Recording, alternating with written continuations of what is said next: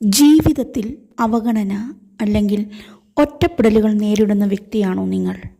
എങ്കിൽ ദൈവത്തിൻ്റെ വചനത്തിന് നിങ്ങളോട് ചിലത് പറയുവാനുണ്ട്.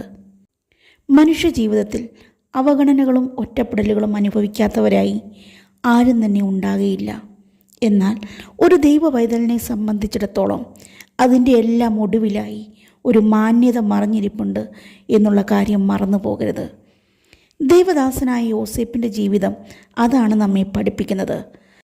യോസേഫ് തൻ്റെ സഹോദരന്മാരുടെ ഇടയിൽ ഒറ്റപ്പെട്ടു. പൊത്തിഫറിൻ്റെ ഭവനത്തിൽ ഒറ്റപ്പെട്ടു. കാരാഗൃഹത്തിൽ ഒറ്റപ്പെട്ടു.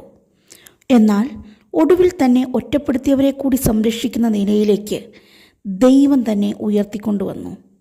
ഈ ലോകം ഒറ്റപ്പെടുത്തിയപ്പോഴും ചേർത്ത് നിർത്തേണ്ടവർ തള്ളിക്കളഞ്ഞപ്പോഴും സർവശക്തനായ ദൈവം, യോസേപ്പിനെ വിളിച്ച ദൈവം അവനോട് കൂടെയിരുന്നു.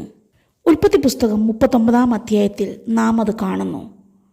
അതിൻ്റെ 23-ാം വാക്യത്തിൽ പറയുന്നു, യഹോവ അവനോട് കൂടെയിരുന്ന് അവൻ ചെയ്തതൊക്കെയും സഫലമാക്കി.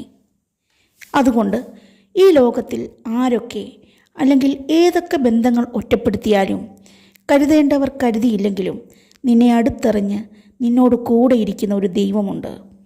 അതുകൊണ്ട് ഇന്ന് നിനക്ക് നേരിടേണ്ടി വരുന്ന ഈ ഒറ്റപ്പെടലുകൾ, അവഗണനകൾ ഒരിക്കലും ഒരവസാനമല്ല, മറിച്ച് നിൻ്റെ ജീവിതത്തിൽ ദൈവിക പദ്ധതികളുടെ ആരംഭമാണ്.